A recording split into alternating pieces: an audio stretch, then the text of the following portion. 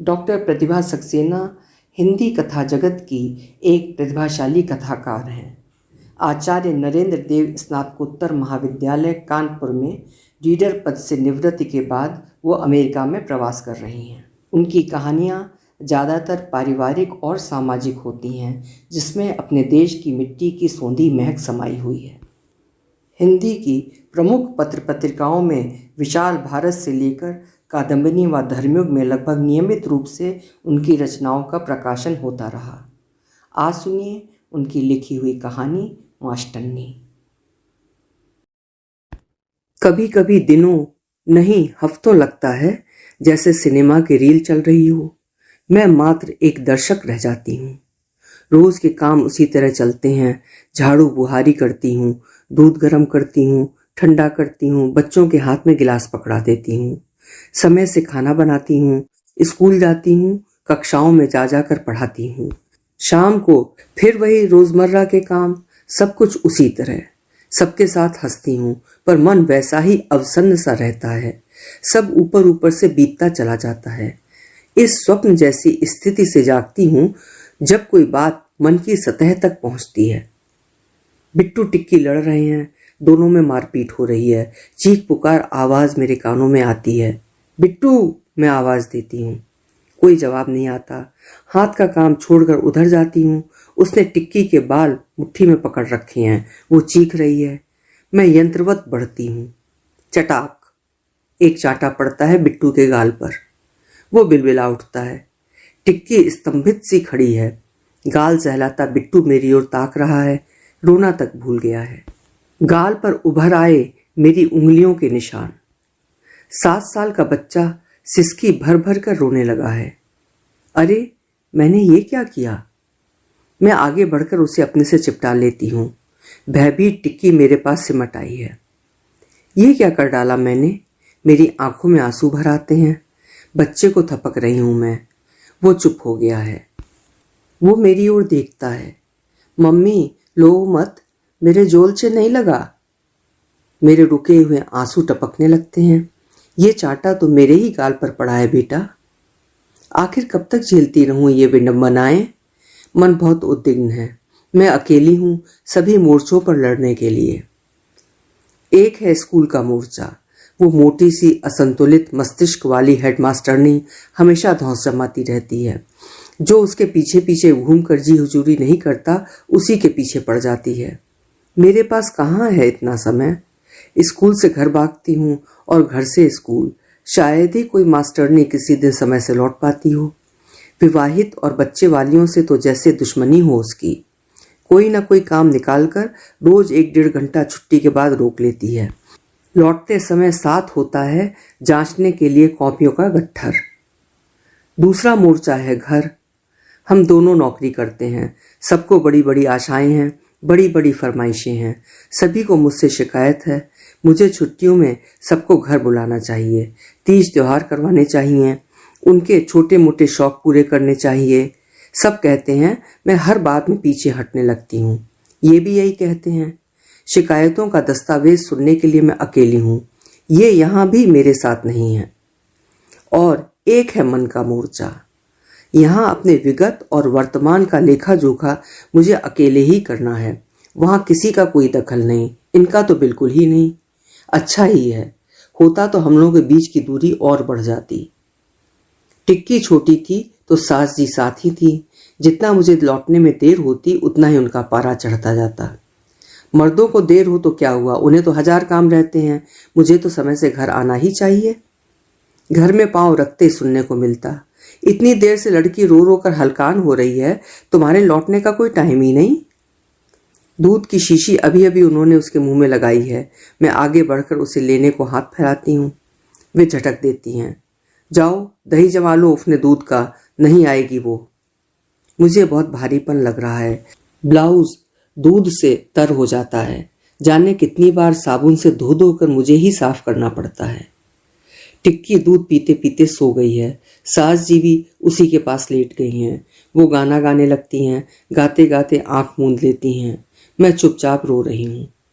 ढेरों कपड़े जो मेरी अनुपस्थिति में बच्ची ने गंदे किए हैं, खाट के नीचे से मुझे मुंह चिढ़ा रहे हैं। उस दिन स्कूल से लौटते में फिर बहुत देर हो गई। रेणुका भी साथ थी। मैं बोली, घर पर सब लोग कुड़कुड़ा रहे होंगे। हाँ, आज फिर इतनी देर हो गई। सच बात है, उसने गहरी सांस ली। कौन सोचेगा ये भी थक जाती होंगी। सब यही सोचेंगे, कुर्सी पर बैठकर आ रही हूँ, रोज साड़ियां बदल बदल कर मौज मारने जाती हूँ। घर में घुसते ही सबकी शिकायतें भरी दृष्टियां और दिन भर की परेशानियों का चिट्ठा सुनना। बिट्टू लड़ता है, टिक्की रोती है, आज 4 बार कपड़े गंदे किए, प्याला फोड़ दिया, बिल्ली दूध पी गई। फिर वही निष्कर्ष, और घरों में भी तो होते हैं बच्चे। मेरे बच्चे सबसे अधिक बिगड़े हुए हैं, सबसे ज्यादा नालायक हैं। बच्चों की ओर देखती हूँ, उनकी आंखों में वही सहमापन। जब ये आते हैं वही रिपोर्ट फिर सुनाई जाती है। ये तो थके हुए होते हैं, डांटना फटकारना शुरू करते हैं, मुझ पर झल्लाते हैं। बच्चों को समझाती सुधारती नहीं। मांझी का वही रोना धोना, उनसे बच्चे नहीं संभाले जाते। अब उनका जाने का मन है। मैं काम करती जाती हूँ, सुनती जाती हूँ। बिट्टू के बाद साल भर की छुट्टी ले ली थी तो बड़ी संतुष्ट रहती थी। खाना खाकर पड़ोस में बैठने, मंदिर में कथा वार्ता सुनने निकल जाती थी। कभी कभी ये टोकते भी थे, ये रोज रोज क्यों निकल जाती हैं, घर पर टिकती ही नहीं। मैं जवाब देती, चलो अभी तो मैं घर में हूँ, बाद में इन्हें संभालना है। अगर मैं फिर घर पर रहकर उनकी सेवा करने लगूं तो वे खुश रहेंगी, फिर कहीं और जाने को तैयार नहीं होंगी। लेकिन फिर घर खर्च कैसे चलेगा। मैंने तो उनसे एक दिन कहा था, तो फिर विदाउट पे छुट्टी ही ले लूं। उससे क्या होगा, बच्चे सुधर जाएंगे। हर दूसरे साल विदाउट पे तो नौकरी की जरूरत ही क्या है। ठीक है तो छोड़ दूंगी। तो नाराज होने लगे, तो पहले ही क्यों की थी, बेकार मैंने इतनी दौड़ धूप करके लगवाया। और लोग तो नौकरी के लिए सालों भटकते हैं। BA MA पास को तो कोई पूछता नहीं, तुम इंटर पास को मिल गई तो छोड़ देने पे उतारू। मुझे क्या, फिर बाद में पछताओगी। ये तो नहीं कि BA कर लो, ग्रेड भी बढ़ सकता है। हाँ, नौकरी के लिए मैंने स्वयं कहा था। मैंने सोचा था पैसे से सब कुछ खरीदा जा सकता है, सुख शांति संतोष, अच्छा रहन सहन, मनोरंजन, मान सम्मान। पर तब ये नहीं सोचा था कि छोटी सी नौकरी पर जितनी आशाएं बांध रही हूं वे मृगतृष्णा ही सिद्ध होंगी। सबकी फरमाइशें बढ़ गई हैं, घर के खर्चे बढ़ गए हैं।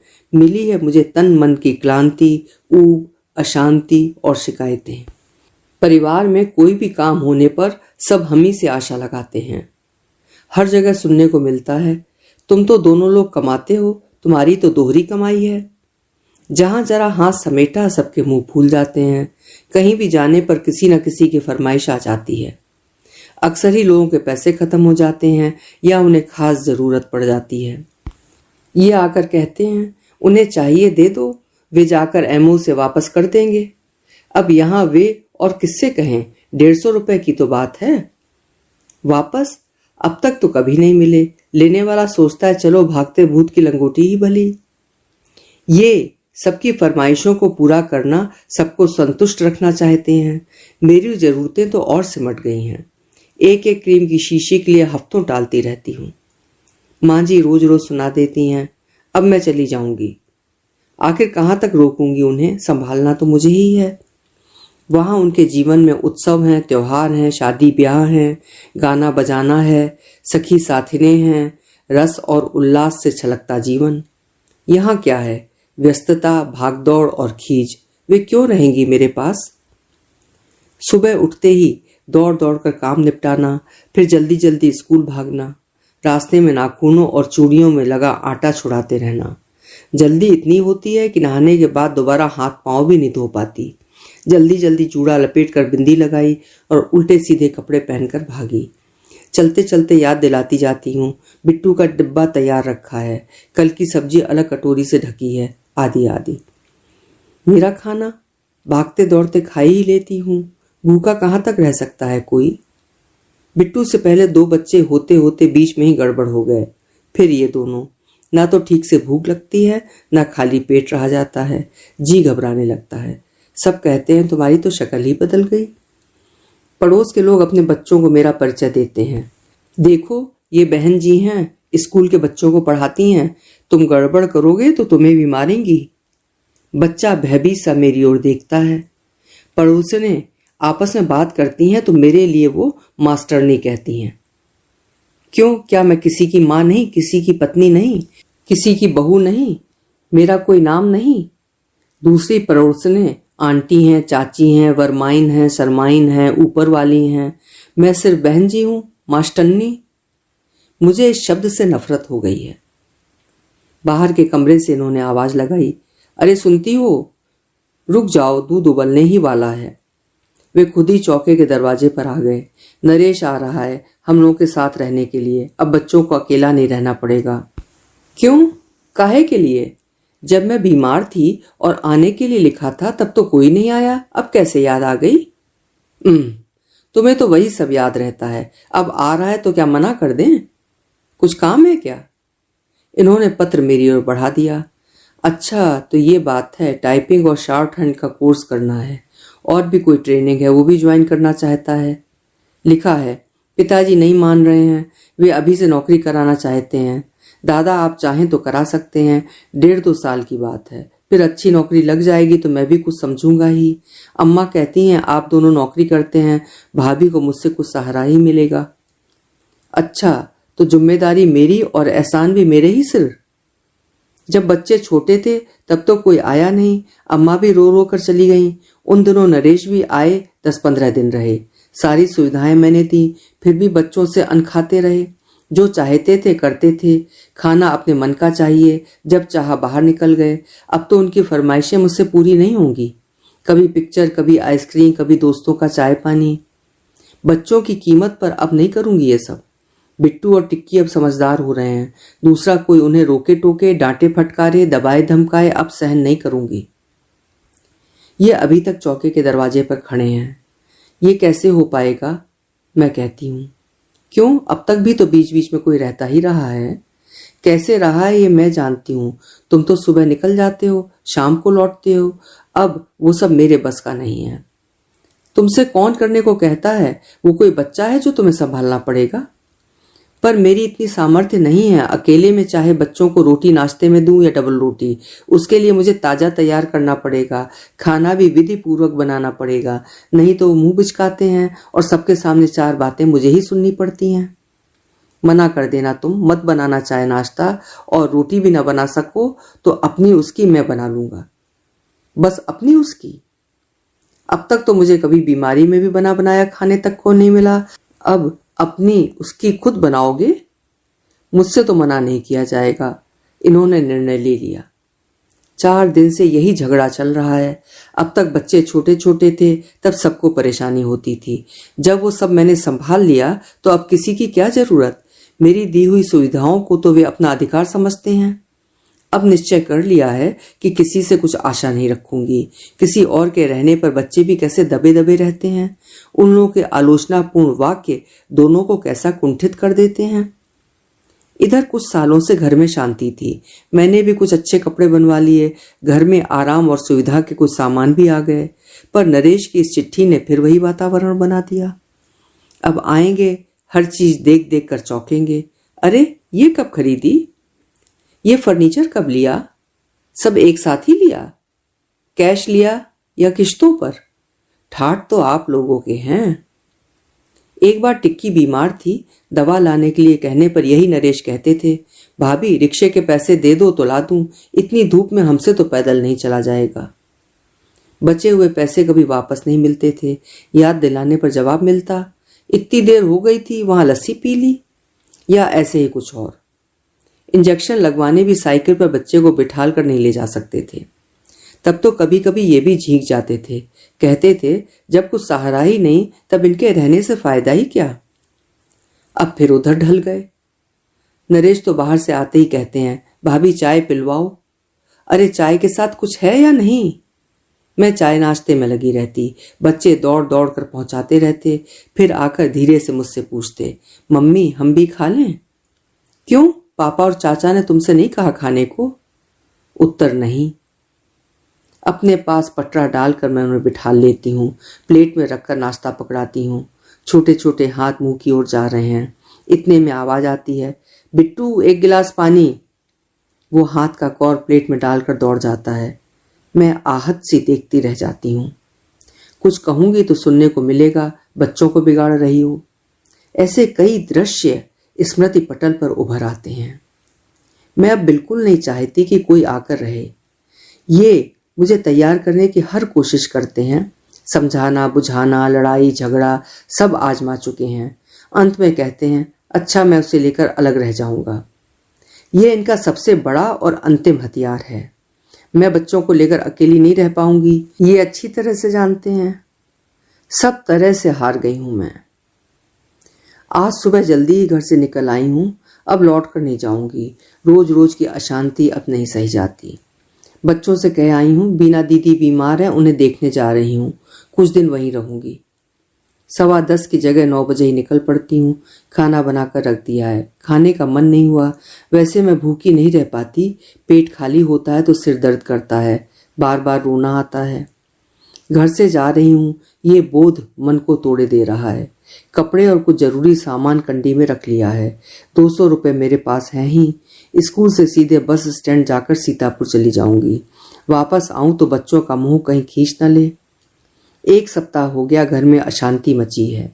ये बार बार धमकी दे रहे हैं, घर छोड़कर अलग रहूंगा जाकर। और बच्चे, मुझसे कोई मतलब नहीं। मुझसे मतलब नहीं, बच्चों से मतलब नहीं, तो मतलब किससे है? सिर्फ उन्हीं सब से? हाँ, यही सुनना चाहती हो तो सुन लो। पैसा क्या कमाती हो, हमेशा मनमानी करना चाहती हो? क्या मनमानी की मैंने अब तक? क्या नहीं की? इसी बात में देख लो, कौन अपने घर वालों को नहीं करता। मुझे कोई अपना समझता ही नहीं, न कोई इसे अपना घर समझता है। तुम्हारा स्वभाव ही ऐसा है। मुझसे किसी को शिकायत क्यों नहीं है? हाँ, तुम क्यों नहीं भले बनोगे? बुरी तो मैं ही हूं। इनके मुंह से अपने स्वभाव की बात मुझे बुरी तरह खटक रही है। सारी दुनिया कह ले तो ठीक है, पर यह भी बहुत हो गया। अब तो मैं समझौता नहीं कर सकूंगी। मैंने साफ कह दिया, मेरी मर्जी के खिलाफ इस घर में किसी का दखल नहीं चलेगा। ये कुछ नहीं बोले, तमतमाते हुए बिना खाए ऑफिस चले गए। शाम को फिर बोलचाल हुई तो बोले, तुमने उसी वक्त क्यों नहीं मना कर दिया था? मुझसे किसी ने कुछ पूछा भी था? और बात तो हमेशा सिर्फ तुमसे होती है। तुम कह तो सकती थी। सबसे बुरी बनने के लिए मैं ही रह गई हूं। मुझे तो वो कुछ समझती ही नहीं। मैं क्यों तुम लोगों के बीच में बोलूं? तो अब क्यों बोल रही हो? घर में जो कुछ करना है मुझे ही करना है, इसलिए। बात तब से शुरू हुई है जब पिछले दिनों बड़ी ननद आई थी। सास जी से पहले ही सलाह मशवरा हो चुका था। अब तो उस निर्णय को हम पर थोपने आई थी। पहले तो इन्हें वहीं बुलाया था, पर ये जा नहीं पाए, नहीं तो इन्हीं के साथ पुत्तन को भेज दिया जाता। ये लोग इधर बात कर रहे थे, चौके में मुझे सब सुनाई दे रहा था। भैया, हम तो पुत्तन के मारे परेशान हैं। क्यों, क्या हुआ? अरे 2 साल हुए गए, बराबर फेल हो रहे हैं। अच्छा, स्कूल के लिए घर से निकलता हैगा और दोस्तों के साथ घूमता फिरता है। कभी सनीमा, कभी नदी किनारे, जाने कहाँ कहाँ निकल जाता हैगा। जीजा कुछ नहीं कहते? वो तो मार मार के बुरा हाल कर देते हैंगे, पर 2 दिन बाद फिर जैसे के तैसे। हम कुछ कहें तो कहेंगे, परेशान करोगी तो घर छोड़ के चले जाएंगे। बड़ी अजीब बात है। तुम्हारे पास रहकर पढ़ जाए तो एहसान माने भैया। यहाँ हमारी सुनेगा? काहे नहीं, दुल्हन तो खुद मास्टरनी है। घर पे डांट के पढ़ाती भी रहेंगी। फिर एक बार स्कूल में चल जाए तो पढ़ने लगेगा। यहाँ तो यार दोस्त भी नहीं है। भैया, हम तो इतना पढ़ी हैं नहीं, मास्टर लगाया तो उसकी सुनता नहीं। अरे सुनती हो? इनने आवाज लगाई। जिज्जी कुछ कह रही हैं। जिज्जी ने मुझे नहीं बुलाया था, मुझे मालूम है, पर मैं जाती हूँ। बड़ी दयनीय बनकर जिज्जी समस्या प्रस्तुत करती हैं। मैं झिझकती हूँ। वो फिर कहती हैं, खर्च की फिक्र न करो, जो 50-75 पढ़ेंगे हम भेजते रहेंगे। मैं उनकी असलियत समझने लगी हूँ। एक नरेश ने मेरे बच्चों को संभाला था, एक ये खर्चा भेजकर उसे मेरे सिर पर चढ़ाएंगी। हमेशा सुनने को मिलेगा सो अलग, पर मेरे करने से कैसे होगा? अब जिज्जी ने अपना असली हथियार निकाला। मैं अम्मा से पहले ही बात कर आई हूँ। कह रही थी, काहे नहीं रखेंगी? मामिया क्या भांजे के लिए इतना भी नहीं करती? फिर तुम्हें तो और सहारा ही रहेगा। सहारा? पुत्तन जैसे बिगड़े हुए लड़के से? हर चीज उसे समय पर हाथ में चाहिए, नहीं तो मास्टरनी मास्टरनी कहकर शोर मचाएगा, बच्चों को चिढ़ाएगा, रुलाएगा। मांझी और जिज्जी यही चाहती हैं कि उसकी खातेदारी में लगी रहूं। ना, उसके साथ तो मेरे बच्चे बिगड़ जाएंगे। सहारे की मुझे अब कोई जरूरत नहीं है जिज्जी, और न पढ़ने वाले को कौन पढ़ा सकता है? फिर मुझे तो इतना टाइम भी नहीं मिलता। इनके चेहरे पर तनाव आ गया था। ननद को अपने भाई की शह मिल गई थी, सो कहती रही, तुम ना चाहो तो दूसरी बात है दुल्हन, वैसे वो ऐसा तो नहीं कि किसी की ना माने। तभी तो गाली के बिना बात नहीं करता। मैंने सोचा हम लोग तय करके फिर बता देंगे, तुम फिक्र ना करो जिज्जी। इन्होंने सांत्वना दी। मैं चौके में लौट गई। मैं लौट तो गई पर मेरी जान को एक झंझट लग गया। ये कहते हैं इनने जिज्जी के सामने खुद को अपमानित अनुभव किया है। जिज्जी ने बचपन में मेरे लिए कितना कितना किया है तुम क्या जानो। पहली बार उनने एक काम के लिए कहा और तुमने इस तरह जवाब दे दिया। मेरी कोई इज्जत नहीं। माँ बाप लड़कियों का करते हैं, लड़कियां भाई भतीजों का करती हैं, इसमें कौन सी नई बात है? मैंने सोचा। तुम्हारे साथ किसी ने किया तो बदला चुकाने की जिम्मेदारी मेरी है। मेरे लिए भी तो बहुतों ने बहुत कुछ किया है, उनके लिए तुम कुछ करोगे?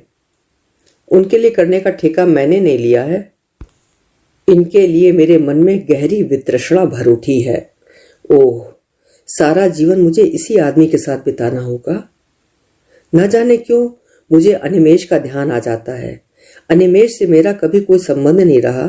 एक आध बार स्कूल के गेम्स में मेरा उसका साथ हो गया था, सामान्य सा परिचय भर, पर वो चाय और नाश्ते के समय कैसी सहज मुस्कुराहट से आग्रह करता है। कुछ बातों में मेरा और उसका मन बहुत मिलता है।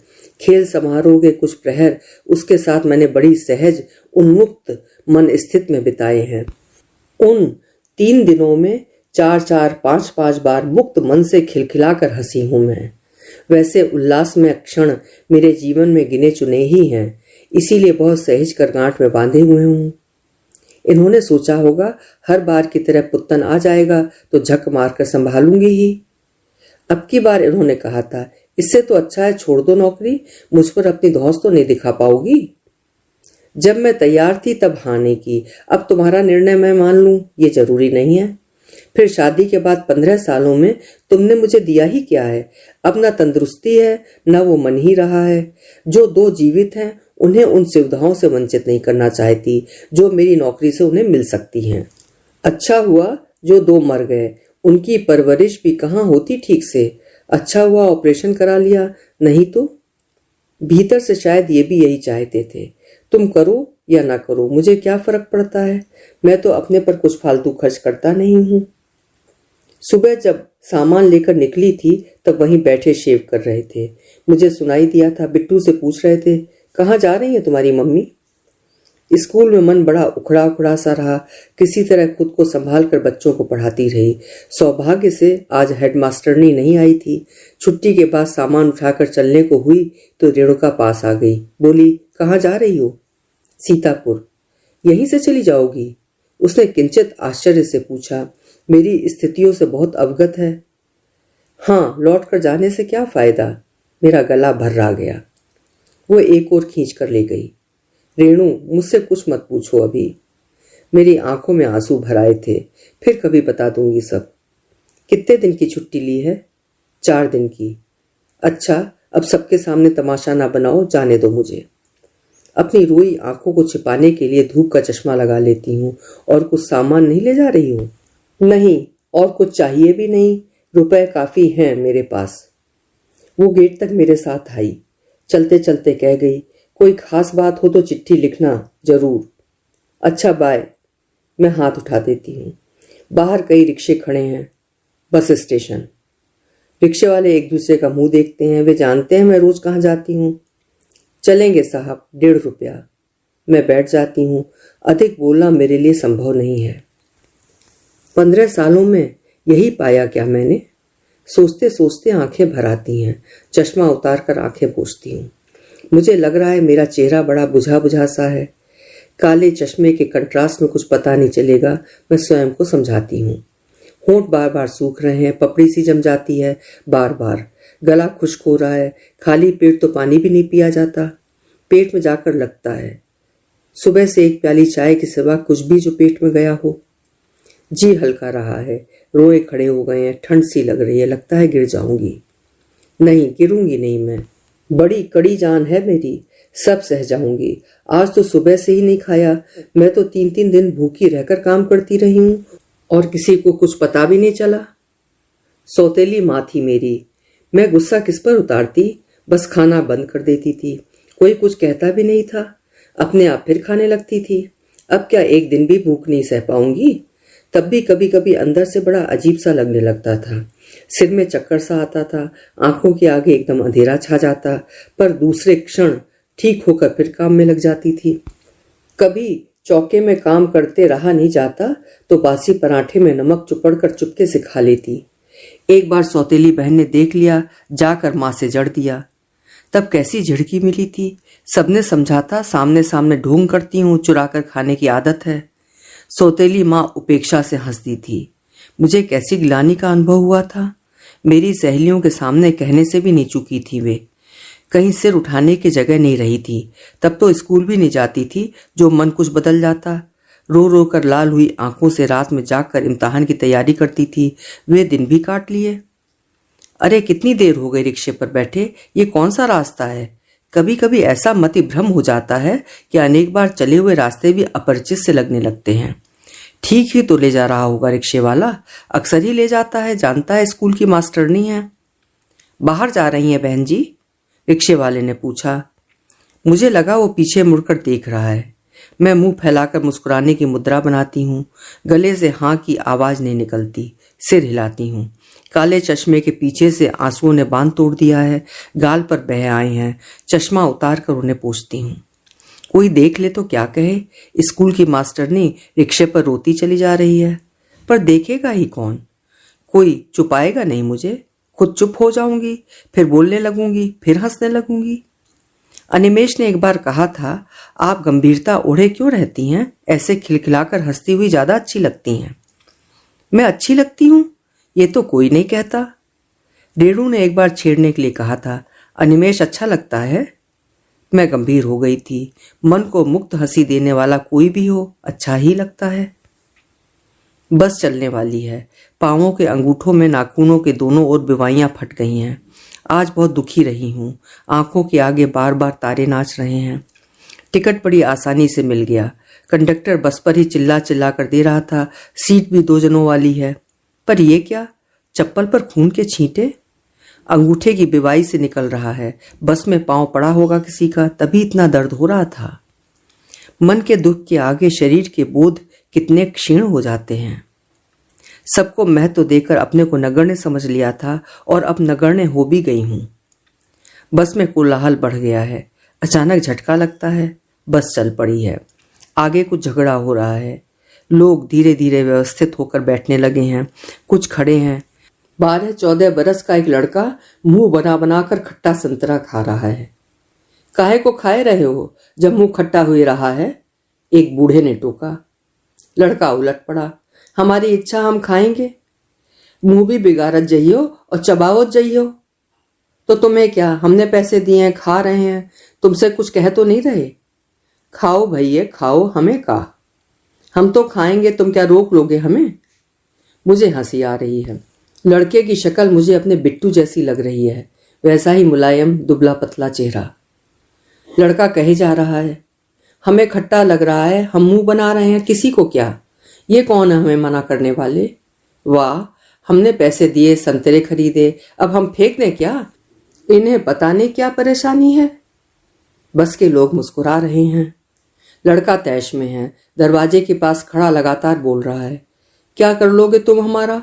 हम खट्टा संतरा भी खाएंगे, मुंह भी बनाएंगे। तुम्हें बुरा लगे तो मीठे से बदल लो। है तुम्हारे पास मीठा संतरा?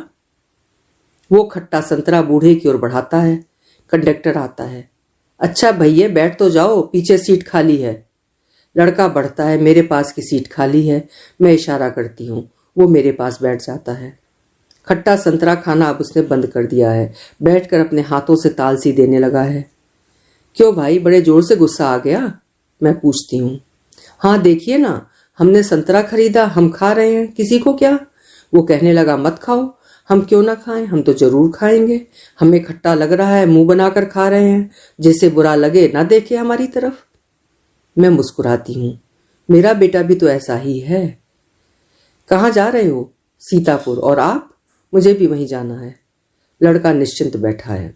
बस स्टॉप पर संतरे खरीद लिए थे, कुछ तो सहारा रहेगा। कुछ फांके लड़के को देकर खाने लगती हूँ। घर छोड़कर आई हूँ, मन स्वस्थ नहीं है।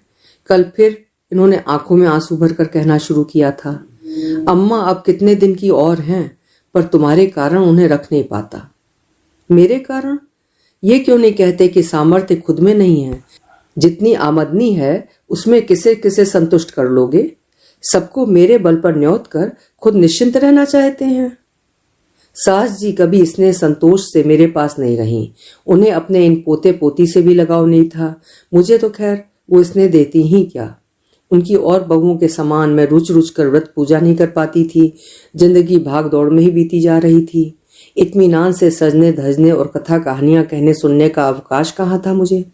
उनके सामने तो लिहाज के मारे कुछ कर भी लेती थी, अब तो सब छोड़ती जा रही हूँ। उनके पुराने संबंध उन्हें वहीं खींचते थे, मेरे क्या, वे किसी के पास अधिक दिन नहीं टिकती थी। पुरानी सब चीजों से अलग रहकर उन्हें शून्यता का अनुभव होता था, ऊब लगती थी और हम लोगों पर खींच निकालती थी। आनंद और रस से रहित ये मशीनी जीवन उनके बस की बात नहीं थी, इसीलिए वे लौट जाती थी। पर ये बराबर मुझे दोषी ठहराते हैं। अब मेरी सहन शक्ति जवाब देने लगी है, मैं भी जवाब देने लगी हूँ। इन्हें और बुरा लगता है, पुराने शिकवे शिकायतें होने लगती हैं। मुझे ही तुमसे क्या मिला? मुझे भी कोई शिकायत हो सकती है, तुमने कभी सोचा? किसी पैसे वाले से ब्याह करती? पैसे तो मैं खुद कमा रही हूं, तभी ना जूते लगा रही हो। जूते तो तुम लगाते हो और अपनों से भी लगवाते हो, इसीलिए किसी ना किसी को लाकर रखते हो जिससे तुम मनमानी करो और मैं बोल भी ना पाऊं। उनके सामने तो घर में मुझसे जरा भी सहयोग करते तुम्हारी हेटी होती है। ठीक है, मैं कहीं अलग जाकर रह जाऊंगा। बच्चों का ठेका मेरा है, तुम जानो, तुम्हारा काम जाने। मेरा किसी से कुछ मतलब नहीं। अपना क्या है, कहीं कमरा लेकर रह जाऊंगा। कितनी बड़ी धौंस है। आदमी औरत को जब कुछ और नहीं दे पाता तब धौंस दिखाकर धमकाकर अपना बड़प्पन जताता है।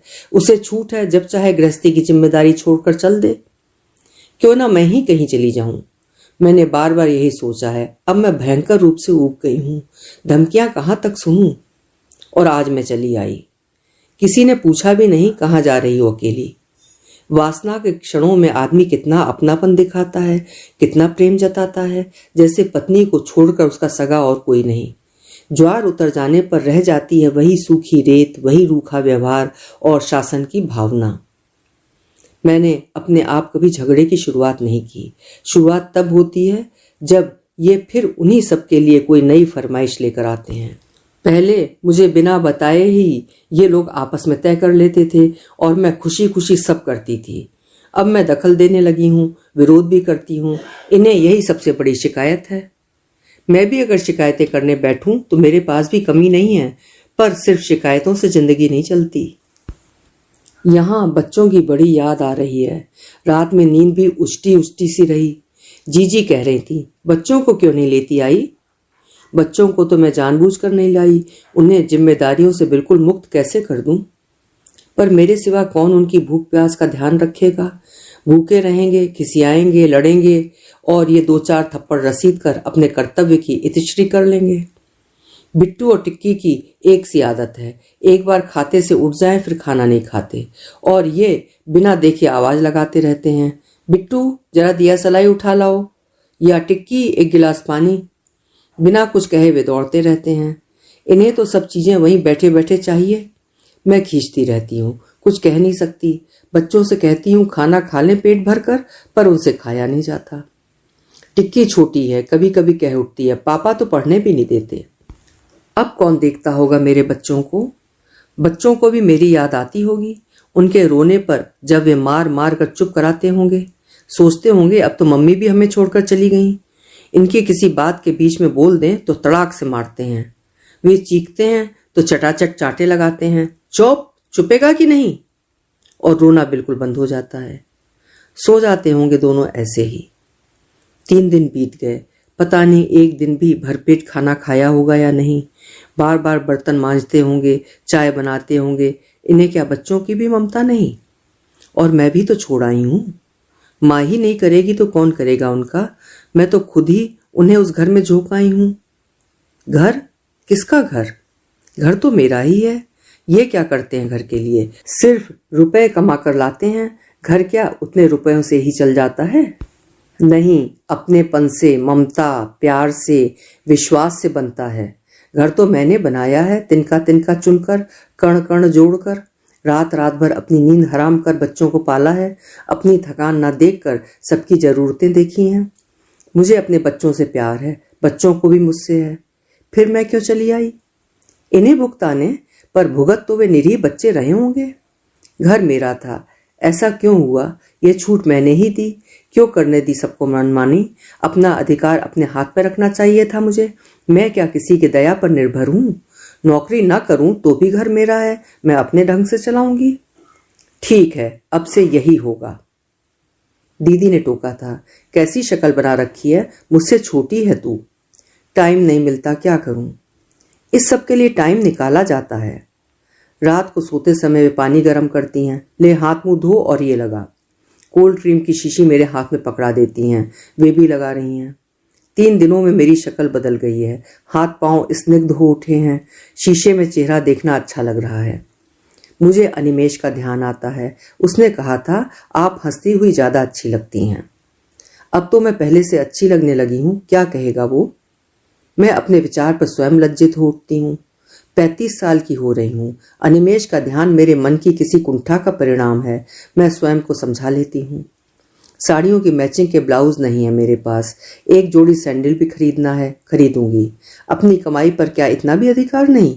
घर के खर्च चलाने का ठेका क्या सिर्फ मैंने ही ले रखा है? कह दूंगी, पहले घर के खर्चे पूरे करो, उससे बचे तो चाहे जिसके लिए करो। हाँ, अगर किसी को बुलाओ तो एक नौकरानी जरूर लगा लेना, क्योंकि मैं भी बाहर काम करके थक जाती हूँ। नौकरी करती हूँ दुनिया भर के लिए नहीं, अपने घर के लिए, अपने बच्चों के लिए। जो लोग अच्छे खासे रह रहे हैं उन्हें कोई अधिकार नहीं कि अपने खर्चे मेरे ऊपर लाद दें। जीवन में जो सुविधाएं मुझे नहीं मिली उनसे मेरे बच्चे वंचित न रहें। यहाँ 3 दिन से तटस्थ होकर सोच रही हूँ। अब समझ में आ रहा है सब। अपना ही नुकसान करती रही अब तक। अब सब कुछ अपनी मुट्ठी में रखना है, जैसे और 10 औरतें रखती हैं। अब तक भीगी बिल्ली क्यों बनी रही इन लोगों के सामने? मुझे आश्चर्य हो रहा है। वहां से दूर आकर निर्णय लेना कितना आसान हो गया है। मैं भी क्यों नहीं ढंग से पहनूं ओढ़ूं? मैं भी क्यों न ठाठ से रहूं? लेकिन घर वापस कैसे जाऊं? वे हंसेंगे नहीं? रहा नहीं गया ना, लौट आई। मैं तो बुलाने नहीं गया था। मेरे पास भी जवाब है। मुझे तुमसे आशा ही कब रही कि बुलाने आओगे, मेरा मान रखोगे। मैं तो अपने घर आई हूं। जब तक चाहूंगी रहूंगी, जब चाहूंगी जाऊंगी। अपना सोचो। 4 बार घर छोड़ जाने की धमकी देकर अपना मुंह लेकर लौट आए, वो भूल गए? मुझे अच्छी तरह याद है। हमेशा की तरह मुझे धमकी दी, घर छोड़कर चला जाऊंगा।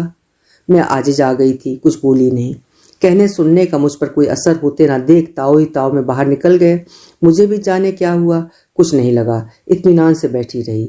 4 बार निकल चुके हैं और कुछ घंटों बाद मुंह लटकाए चले आते हैं, बंद दरवाजे खुलवाने। अब हर बात के लिए मुझे इन पर निर्भर नहीं रहना है। ठाठ से बच्चों को रखना है, जमकर मुझे रहना है। इस बार जाकर घर के लिए एक मेहरी भी रखनी है। सारा काम मेरे बस का नहीं। और इन्होंने मना किया तो खुद करवाएंगे कुछ? नहीं तो कौन होते हैं मना करने वाले? अपनी कमाई से अपने आराम पर खर्च करने का अधिकार भी मुझे नहीं है क्या? जब इन्हें चिंता नहीं तो मुझे ही देखना होगा। कुछ कहा तो उत्तर भी मेरे पास है। घर में कैसे क्या होगा ये मुझे देखना है। तुम अपने ढंग का चाहते हो तो जो मैं करती हूँ खुद कर लो। 6 महीने हो गए पिक्चर देखे। सब साथिनें जाती हैं, अपनी पसंद की खरीदारी खुद करती हैं। मैं ही क्यों हर बात में इनकी ओर देखती हूँ? रेणुका तो हमेशा रटती रहती है, चलो पिक्चर, चलो नुमाइश। वे लोग मिलकर सब जगह हो आती हैं। मैं क्यों जीती हूँ निरानंद नीरस जीवन? इनकी तो इन सब में रुचि नहीं है। ऐसे ही रहा तो कैसे चलेगा? मांझी, नरेश वगैरह ने तो हम लोगों में भेद डाले रखा। मुझे जगानी होगी इनके मन की ममता। उन लोगों के प्रभाव के कारण ही तो ये शुरू में हर काम में उछल कूद करते हैं। फिर जब मैं नहीं मानती तो धीरे धीरे सब ठीक हो जाता है। ननद को छोछक देने में यही तो हुआ था। अरे ये सब ठीक करना तो बाएं हाथ का खेल है। शुरू में कुछ दिन जरूर तनाव रहेगा। वैसे ये अब समझ गए होंगे कि पुत्तन यहाँ नहीं आएगा।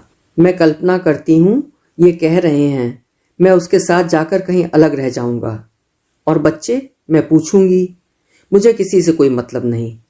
तो ठीक है, जाओ ढूंढ लो अलग मकान, बस मुझे बख्शो तुम। तुम्हारी सामर्थ्य नहीं है तो मैं बच्चों को भी रख लूंगी। अपने लोगों को बुला लाओ आज ही। रोज रोज धमकाते क्या हो? इनके खिसियाए चेहरे की कल्पना करती हूँ। ये तमक कर उठते हैं। बोलना ही शुरू किया है अभी। मैं फौरन टोकूंगी। बस खबरदार, जो मुझसे अब कुछ कहा, घर का जो जो सामान तुम अपना समझते हो अलग कर लो और आज ही अपनी व्यवस्था कर लो। मेरी जान छोड़ो। वैसे तुम्हारी कमाई तो खाने कपड़े में ही खर्च हो जाती थी, ऊपर के खर्च तो मेरे ही रुपयों से चलते थे। फिर भी तुम जो चाहो ले जाओ, मैं ट्यूशन करके और खरीद लूंगी। बस मुझे चैन से रहने दो। और भी कहूंगी, तुम्हारे साथ मेरी जिंदगी बर्बाद हो गई। अरे जिनके आदमी छोड़ देते हैं वे औरतें तो ठाठ से रहती हैं। हाँ, जो रुपए तुमने मुझसे लोगों को कई बार उधार दिलवाए हैं उन्हें चुका देना। वे वापस करें तो तुम रख लेना, हिसाब मेरे पास लिखा है। असल में कुछ सामान तो मुझे फौरन ही खरीदना पड़ेगा ना। तुम ले जाओ जो चाहो, रोज रोज मुझे सुनाते क्या हो? समय पर खाना परस कर बैठ जाऊंगी। हम लोग खाना खाने जा रहे हैं, तुम्हारी इच्छा हो तो आ जाओ। मैं बड़ा हल्कापन अनुभव करती हूँ। मेरा कब से एक मिक्सी खरीदने का मन है। ये बराबर रोकते रहे। अभी जिज्जी को सावन देना है या नरेश को इंटरव्यू के लिए अच्छे कपड़े बनवाने पड़ेंगे और भी जाने क्या क्या। जीजी, एक मिक्सी मुझे भी खरीदना है। हाँ हाँ खरीद ले, बड़ा आराम रहता है। मैंने तो पिछली बार भी तुझसे कहा था। अब दाम भी कुछ बढ़ गए हैं। दाम की चिंता आखिर कहाँ तक करूं। पहली बार मैं अकेली जाकर कुछ खरीद रही हूं। अपनी विजय की उद्घोषणा स्वरूप एक बड़ा सा पैकेट लेकर घर में प्रवेश करूंगी। मेरा मन नए आत्मविश्वास से भर उठा है। अभी जो कहानी आप सुन रहे थे उसे लिखा था डॉक्टर प्रतिभा सक्सेना ने और स्वर दिया था मैंने, यानी सीमा सिंह।